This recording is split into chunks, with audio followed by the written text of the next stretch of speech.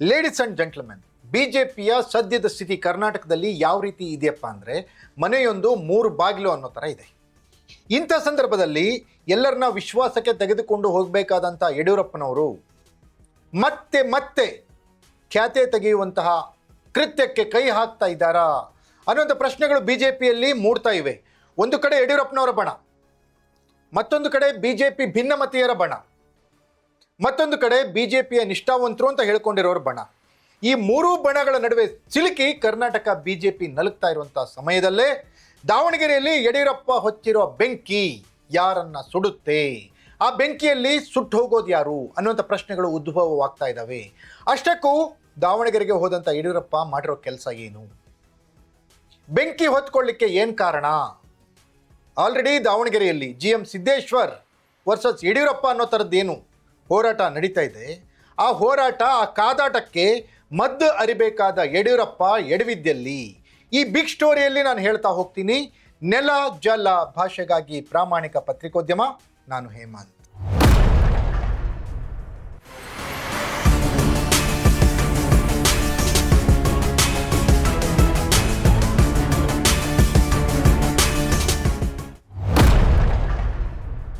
S ವೀಕ್ಷಕರೇ, BS ಯಡಿಯೂರಪ್ಪನವರು ಅಧ್ಯಕ್ಷರಾದಾಗ, BS ಯಡಿಯೂರಪ್ಪನವರು ಮುಖ್ಯಮಂತ್ರಿಯಾದಾಗ ಹಾಗೂ BS ಯಡಿಯೂರಪ್ಪನವರ ರಾಜಕೀಯ ಜೀವನದುದ್ದಕ್ಕೂ BS ಯಡಿಯೂರಪ್ಪನವರ ಪರವಾದಂಥ ಬಣವೊಂದು, BS ಯಡಿಯೂರಪ್ಪನವರ ವಿರೋಧಿ ಬಣವೊಂದು ಕರ್ನಾಟಕದಲ್ಲಿ ಇತ್ತೇ ಇತ್ತು. ಅದು ಅನಂತಕುಮಾರ್ ಕಾಲದಿಂದನೂ ಈಗ ಯತ್ನಾಳ್ವರೆಗೂ ಬಂದು ನಿಂತಿದೆ. ಒಂದು ಕಡೆ ಯಡಿಯೂರಪ್ಪನವರ ಬಣ, ಯಡಿಯೂರಪ್ಪಗೆ ನಿಷ್ಠರಾಗಿರೋರು, BJPಗೆ ನಿಷ್ಠರಾಗಿರೋರು ಅಂತಲ್ಲ, ಯಡಿಯೂರಪ್ಪನವ್ರಿಗೆ ಮಾತ್ರ ನಿಷ್ಠರಾಗಿರೋರು. ಮತ್ತೊಂದು ಕಡೆ ಭಿನ್ನಮತೀಯರು, ಹಲವಾರು ಕಾರಣಗಳಿಂದಾಗಿ ಯಡಿಯೂರಪ್ಪನವರಿಗೆ ವಿರೋಧಿ ಪಾಳ್ಯದಲ್ಲಿ ಗುರುತಿಸಿಕೊಂಡಂಥವರು. KS ಈಶ್ವರಪ್ಪ, ಸದಾನಂದ ಗೌಡರು, ಬಸನಗೌಡ ಪಾಟೀಲ್ ಯತ್ನಾಳ್, ಪ್ರತಾಪ್ ಸಿಂಹ, GM ಸಿದ್ದೇಶ್ವರ್, ಕುಮಾರ್ ಬಂಗಾರಪ್ಪ, ಅರವಿಂದ ಲಿಂಬಾವಳಿ, ರಮೇಶ್ ಜಾರಕಿಹೊಳಿ, ಇವರೆಲ್ಲ ಬೇರೆ ಬೇರೆ ಕಾರಣಗಳಿಂದಾಗಿ ಯಡಿಯೂರಪ್ಪನವರಿಂದ ನೊಂದು ದೂರ ಬಂದಂಥವ್ರು. ಇವರ ಬಣ, ಇವರಿಬ್ಬರಿಗೂ ಸಮಾನಾಂತರವಾಗಿ ಮತ್ತೊಂದು, ನಾವು BJPಯ ನಿಷ್ಠರು ಅಂದ್ಕೊಂಡಿರುವಂಥ ಬಣ ಮತ್ತೊಂದಿದೆ. Basavaraj Bommai, R Ashok, CT Ravi, Pratap Simha, etcetera etcetera, ಇವರೆಲ್ಲರೂ ಸೇರಿ ಯಡಿಯೂರಪ್ಪನವರ ವಿರುದ್ಧ ಏನು ಕತ್ತಿ ಮಸಿತಾ ಇದ್ರು, ಯಡಿಯೂರಪ್ಪನವರ ಮಗ ವಿಜಯೇಂದ್ರಗೆ ಉನ್ನತ ಸ್ಥಾನ ದಕ್ಕಬಾರ್ದು ಅಂತ ಏನು ಕಾರ್ಯತಂತ್ರವನ್ನು ರೂಪಿಸ್ತಾ ಇದ್ರು, ಅವೆಲ್ಲವಕ್ಕೂ ಪುಷ್ಟಿ ನೀಡುವಂತೆ ಸ್ವತಃ ಯಡಿಯೂರಪ್ಪ ತಪ್ಪು ಮಾಡಿದ್ದಾರೆ. ದಾವಣಗೆರೆಗೆ ಹೋದಂಥ ಯಡಿಯೂರಪ್ಪನವರು ದಾವಣಗೆರೆಯಲ್ಲಿ ಎಲ್ಲರೂ ಒಗ್ಗಟ್ಟಾಗಿ ಯಾವ ರೀತಿ ಪಕ್ಷ ಕಟ್ಟಬೇಕು ಅನ್ನೋದನ್ನು ಹೇಳಿಲ್ಲ.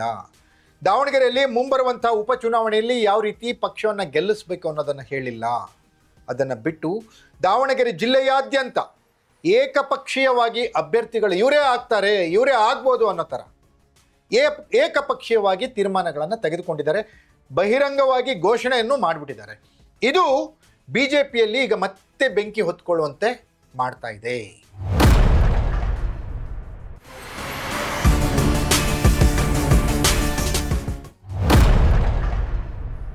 ಎಸ್ ವೀಕ್ಷಕರೇ, ದಾವಣಗೆರೆಯಲ್ಲಿ ಉಪಚುನಾವಣೆ ಬರ್ತಾ ಇದೆ. ದಾವಣಗೆರೆ ಜಿಲ್ಲೆಯ ರಾಜಕಾರಣ ಹೇಗೆ ಅಂದರೆ ಲಿಂಗಾಯತರ ಪ್ರಾಬಲ್ಯ ಜಾಸ್ತಿ ಇದೆ. ಬಹಿರಂಗವಾಗಿ ಶಾಮನೂರು ಕುಟುಂಬ BS ಯಡಿಯೂರಪ್ಪನವರ ಮಗ ರಾಘವೇಂದ್ರನಿಗೆ ಶಿವಮೊಗ್ಗದಲ್ಲಿ ಓಟ್ ಕೊಡಿ ಅಂತ ಹೇಳಿ ಕೇಳಿದರು. ಜಾತಿ ರಾಜಕಾರಣ ಅಂತ ಬಂದಾಗ ಪಕ್ಷ ರಾಜಕಾರಣ ಅಲ್ಲಿ ಲೆಕ್ಕಕ್ಕೆ ಬರಲ್ಲ. ಇಂಥ ದಾವಣಗೆರೆ ಜಿಲ್ಲೆಯಲ್ಲಿ GM ಸಿದ್ದೇಶ್ವರ್ ಹೇಗಾದರೂ ಮಾಡಿ ಶಾಮನೂರು ಕುಟುಂಬಕ್ಕೆ ಟಕ್ಕರ್ ಕೊಡಬೇಕು, BJPಯನ್ನು ಅಲ್ಲಿ ಗೆಲ್ಲಿಸಬೇಕು, BJPಯ ಗೆಲುವಿನ ಪತಾಕೆಯನ್ನು ದಾವಣಗೆರೆಯಲ್ಲಿ ಹಾರಿಸಬೇಕು ಅಂತ ಏನು ಕಾಯ್ತಾ ಇದ್ದಾರೆ.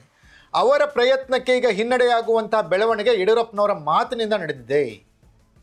ಯಡಿಯೂರಪ್ಪನವರು ಬೇರೆ ಬೇರೆಯವರನ್ನು, ಅವರ ಬಣದಲ್ಲಿ ಗುರುತಿಸಿಕೊಂಡಿರುವವರನ್ನು ಮುಂದಿನ ಚುನಾವಣೆಗೆ ಅಂದರೆ 2028ರ ಚುನಾವಣೆಗೆ ಇವರೇ ಅಭ್ಯರ್ಥಿಗಳಾಗ್ತಾರೆ ಅಂತ ಘೋಷಣೆಯನ್ನು ಮಾಡಿಬಿಟ್ಟಿದ್ದಾರಲ್ಲ, ಈ ಘೋಷಣೆಯಿಂದ ಉಪಚುನಾವಣೆಯನ್ನು ಗೆಲ್ಲಲಿಕ್ಕೆ BJPಗೆ ಕಷ್ಟ ಆಗ್ತಿದೆ ದಾವಣಗೆರೆಯಲ್ಲಿ ಅನ್ನುವಂಥ ಮಾತುಗಳಿಗೆ ಶುರುವಾಗಿದ್ದಾವೆ.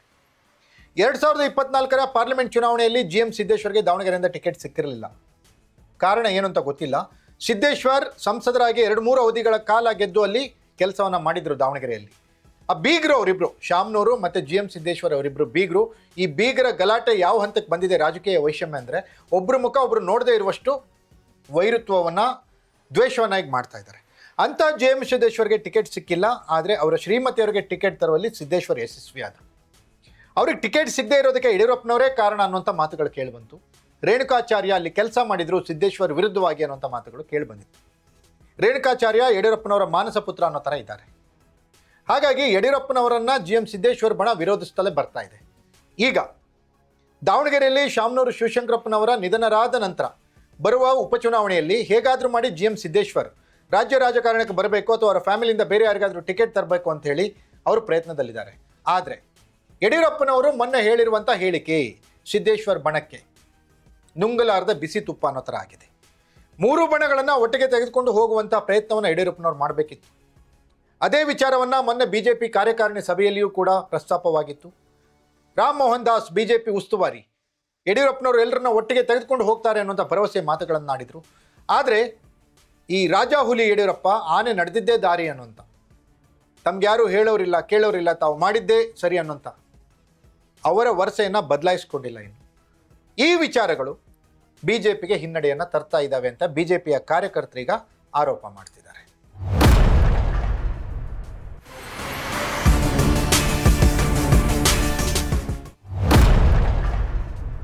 ಹಾಗಾಗಿ ಯಡಿಯೂರಪ್ಪನವರು ದಾವಣಗೆರೆಯಲ್ಲಿ ಹಚ್ಚಿರೋ ಬೆಂಕಿ BJPಗೆ ಮುಳುವಾಗುತ್ತೆ, BJP ನಾಯಕರಿಗೆ ತೊಂದರೆ ಆಗುತ್ತೆ. ಏಕಪಕ್ಷೀಯವಾಗಿ ಯಾವುದೇ ತೀರ್ಮಾನಗಳನ್ನು ತೆಗೆದುಕೊಳ್ಳೋದಕ್ಕಿಂತ ಮೊದಲು ಪಕ್ಷದ ನಾಯಕರು ಸ್ಥಳೀಯ ನಾಯಕರನ್ನ ವಿಶ್ವಾಸಕ್ಕೆ ತೆಗೆದುಕೊಳ್ಳಲಿ ಅನ್ನೋದು ದಾವಣಗೆರೆ BJP ಕಾರ್ಯಕರ್ತರ ಆಗ್ರಹವಾಗಿದೆ. ಇನ್ನಾದರೂ ಯಡಿಯೂರಪ್ಪ ಎಚ್ಚೆತ್ತುಕೊಳ್ತಾರಾ? ಪ್ರಮುಖ ಘೋಷಣೆಗಳನ್ನು ಮಾಡುವಾಗ ಈಗ ಆಗಿರುವ ಹಿನ್ನಡೆಯನ್ನು ಮತ್ತೆ ರಿಪೀಟ್ ಮಾಡಲ್ವಾ? ಅಥವಾ ಇಲ್ಲ ನಾನು ಮಾಡಿದ್ದೇ ಸರಿ ಅಂಥೇಳಿ ಈಗ ಮಾಡಿರೋದನ್ನೇ ಮುಂದುವರಿಸ್ತಾರಾ? ಕಾದು ನೋಡಬೇಕಿದೆ. ಇದಾಗಿತ್ತು ಬಿಗ್ ಸ್ಟೋರಿ. ನೆಲ ಜಲ ಭಾಷೆಗಾಗಿ ನೋಡ್ತಾ ಇರಿ ಫೋಕಸ್ TV.